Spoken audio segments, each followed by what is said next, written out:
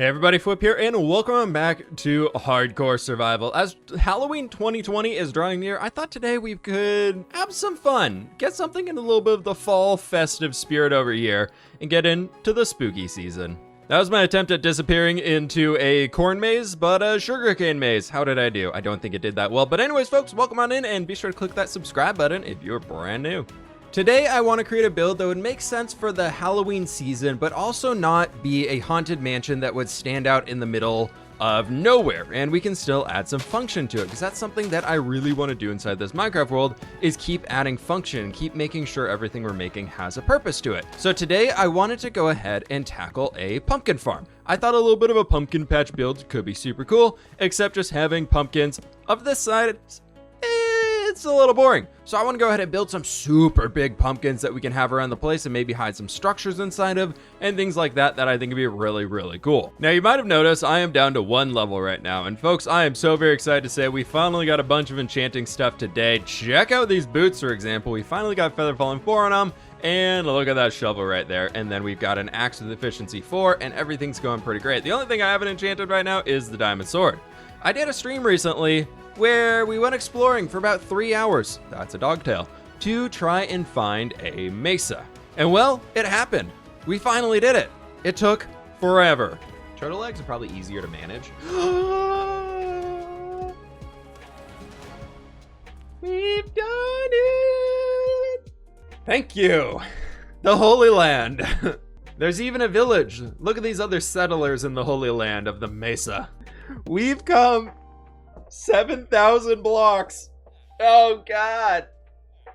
Why did we go 7,000 blocks? Unfortunately, without shulker boxes, however, we only came back with about this much stuff. But I've got to gather up a few more things. I need some green terracotta, green concrete, and the works along there. So let me get those things together. Real quickly though, before I forget here, I thought something else we could do today, get a little bit more into the spooky season, is we're gonna do some nether exploring. I wanna scout out a bit more around in the nether around us. Feeling pretty confident on that front. Whoa.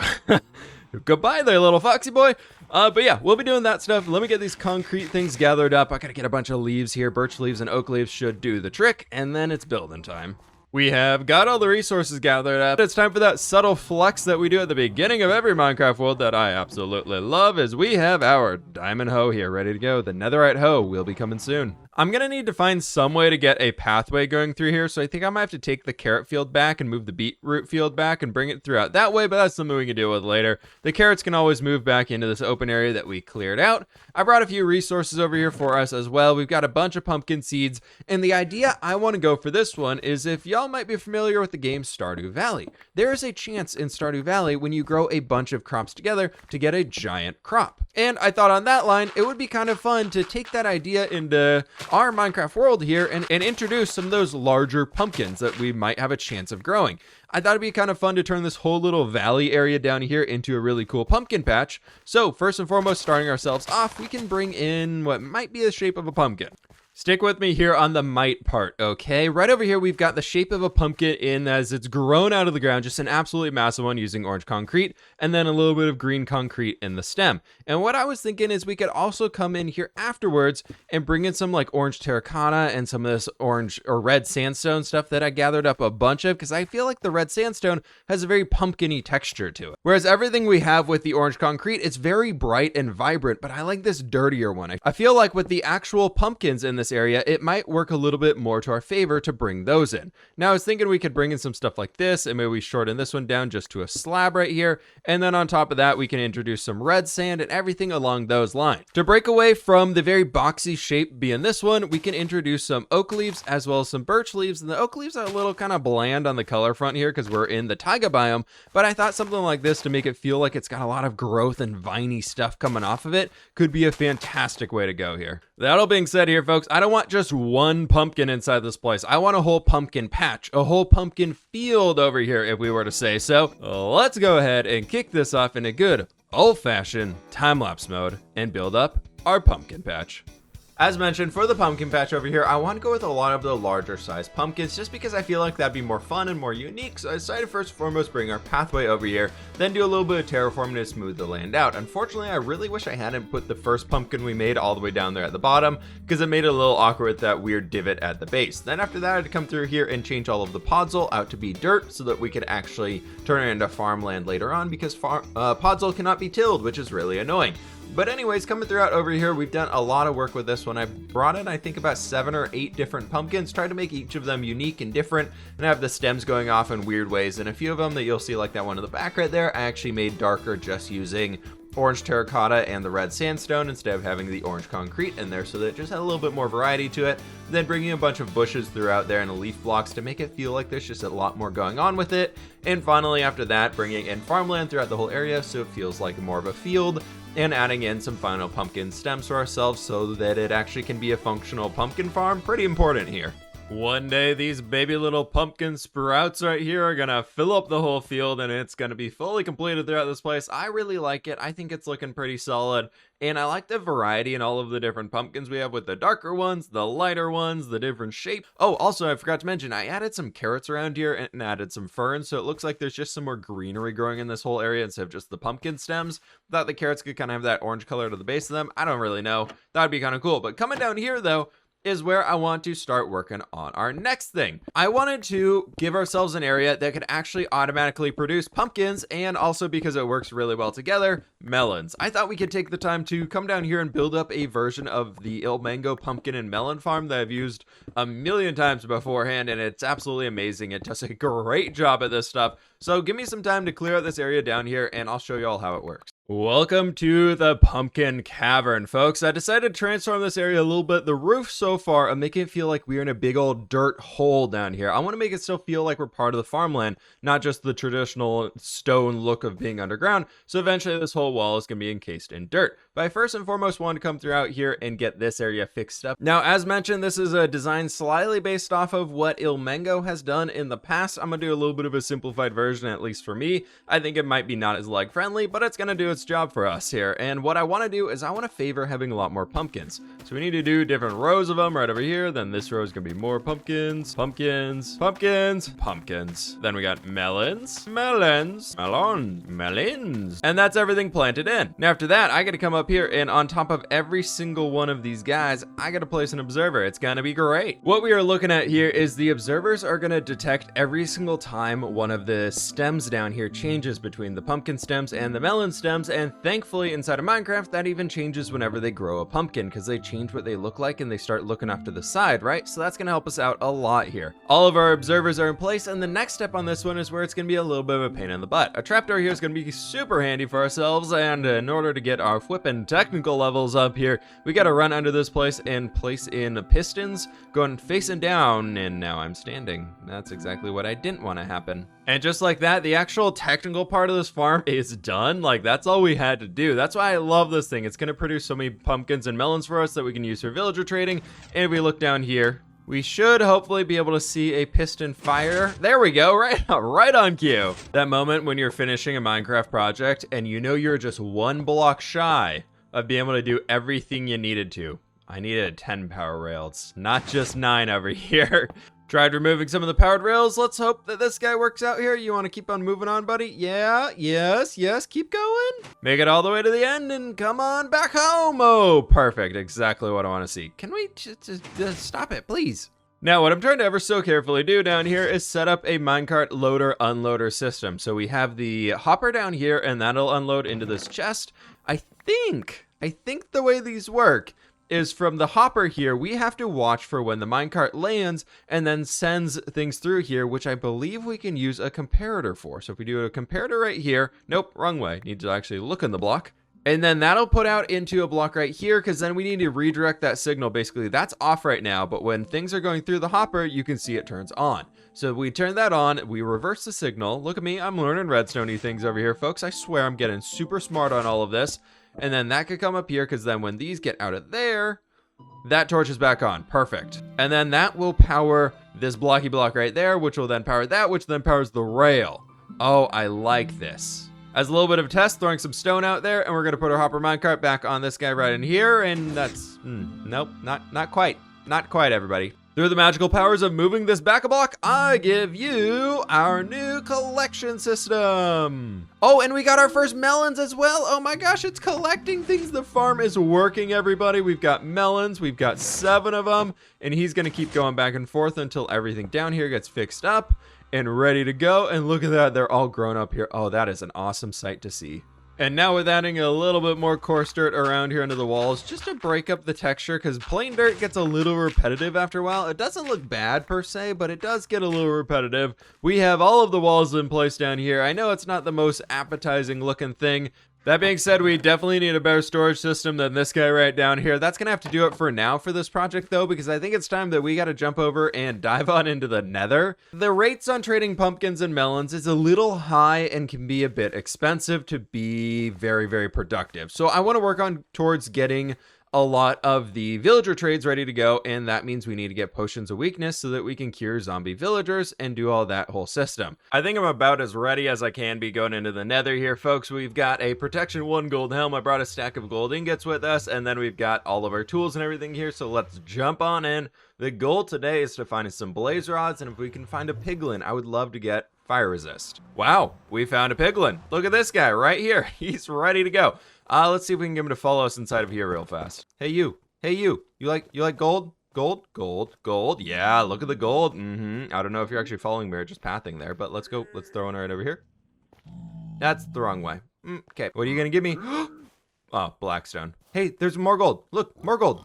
More gold? More gold. I think I've gotten everything on the trade list except fire resist at this point in time. Is that gonna be it? Nope, not quite it. Okay, well, more arrows for ourselves. More spectral arrows is gonna be very helpful here. 3/4 of a stack of gold ingots later, and we have 2 splash potions of fire resist so far. And what did we get? Ooh, soul speed 2 on some boots. We'll save those until we get mending. We got pretty lucky on the last few trades there and got another actual drinkable potion and then another splash potion there. So we're pretty good to go on this now. I think we're gonna bid you adieu, my friend, and it's time to actually go adventuring.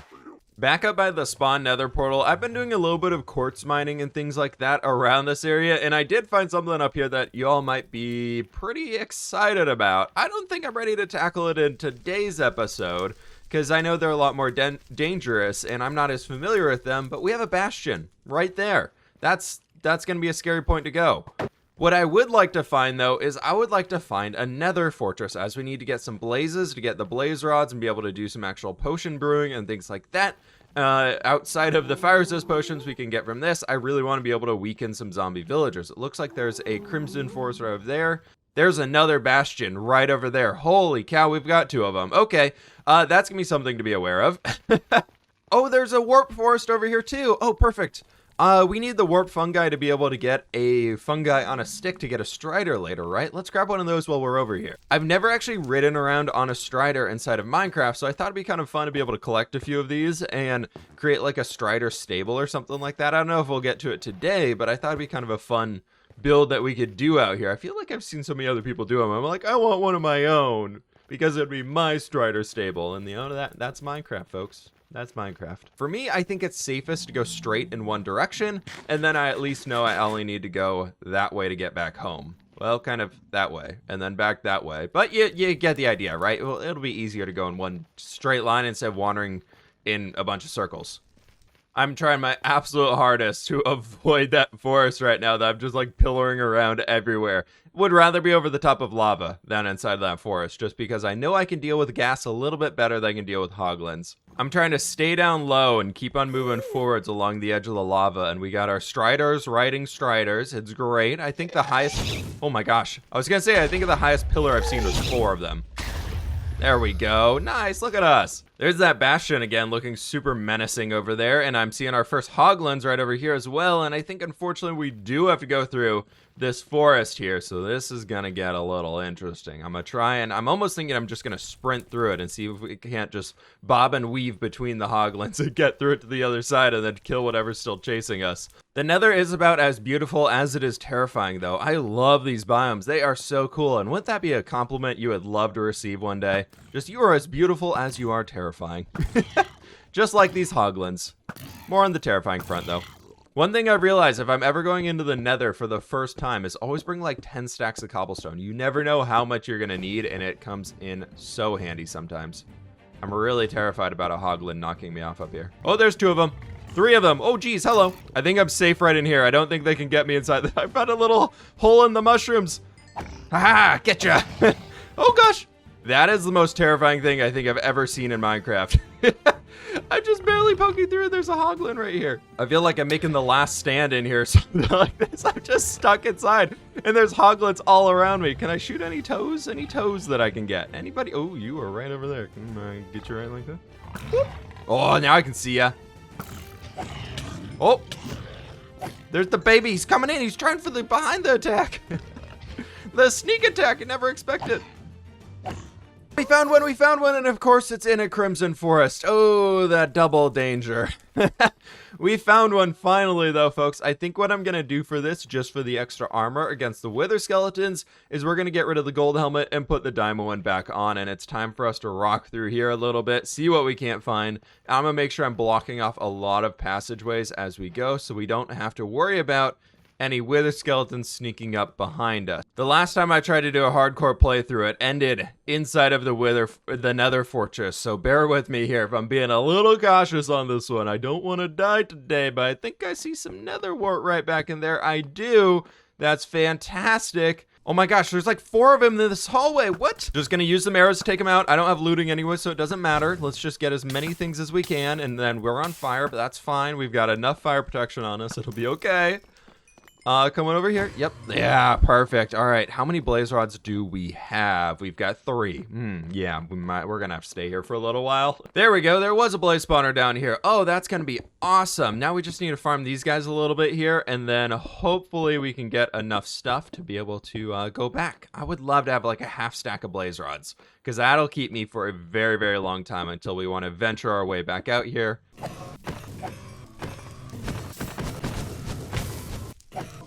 All right, everybody, I have been here for another about 20 minutes farming these things, and without looting, drop rates are terrible. We've only got it 16, and I'm just going to call it with that because I'm running out of food. Let's go ahead and throw the gold helmet back on so the piggies are our friends, and it's time for us to make our way back home. I think it'll be pretty easy. I'm hoping it'll be pretty quick and harmless. Oh, why did I do that jump? What am I thinking? I did not think that was that big of what I did. What is wrong with me? Well, anyways, we're back over here now. I was just like, there's cobblestone. That's the way I have to go. I have to be across this void. And then I did that jump. I don't know why. Well, here's our first pillar that we made.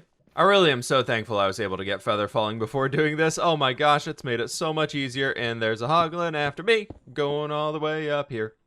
Normally when I'm traveling around in the Nether, I like to leave a torch trail, or at least like a trail of cobblestone like that or something going all the way along, and so I just follow that back home. It's like a trail of sweets that'll get you all the way back home. I didn't do that today. Oh wait, there's the first bastion. I guess I didn't need it. But anyways, if you're ever running through the Nether and you don't get lost like I did, yeah, that's a great way to do it. This actually wasn't too long to get home though, so that Nether fortress is a lot closer than I thought.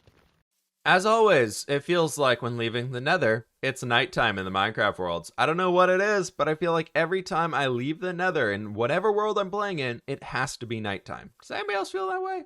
Home sweet home now, and we can actually put some armor on Quicksilver, so he very much has earned it. He's done the journeys quite a few times, and you're looking much better now. Very dapper Quicksilver. Thankfully, we have the ability to brew 3 potions at once. I only had enough to make 1 fermented spider eye, but we've got our blaze powder in here, which is great. We actually got to start farming some spiders, which we'll tackle here soon. But the spider eye goes in, we get potion of weakness, and then adding the gunpowder in should turn them into splash potions of weakness, which we need to splash on top of a zombie villager and then give him a golden apple, and that will convert him back into a regular villager with great trades for ourselves. And now we're at the point where unfortunately we need to trap a zombie. The only way to turn a villager into a zombie villager is to have them being bitten by a zombie. So today what I want to do first and foremost before we do that's going to be something we save for next episode most likely, is I would like to come over here and set up a bit of a farm for all of the netherwort that we got. I thought that we could surround it with a bunch of oak leaves, similar to how we created this thing here. We could just have a little bit of a patch right over here for our netherworts. Living inside the Mega Taiga biome like this is actually going to help us a lot with getting those potions because there are brown mushrooms actually everywhere right now. I had to run back into the Nether for some more soul sand because this feels a little bit bigger than I planned, but I really like the look of the podzol on the outside encroaching on the soul sand here in the middle, and I think once we get the rest of the warts filled out in this area, it's gonna look really, really cool. And the more that I've been working in this little spot over here, the more I've realized I want to throw some sort of like a farmhouse right in here. Just a little bit of an outpost that we maybe can use as an AFK point to hang out in this spot while we watch everything grow up and harvest them and stay safe from the mobs. But having the windmill being the only structure over here, I feel like is a little weird. So I want a little farmhouse over here, or maybe do something back in here, something to bring in the village feel. The sugarcane plantation has been filled out. We did that on stream, and folks, don't you worry, we will be finishing this one here in the next episode. But that's all I got time for today. Thank you all so very much for watching, folks. Click that like button down below if you did enjoy. Subscribe if you are brand new, my friends, and I will catch you on the fWhip side.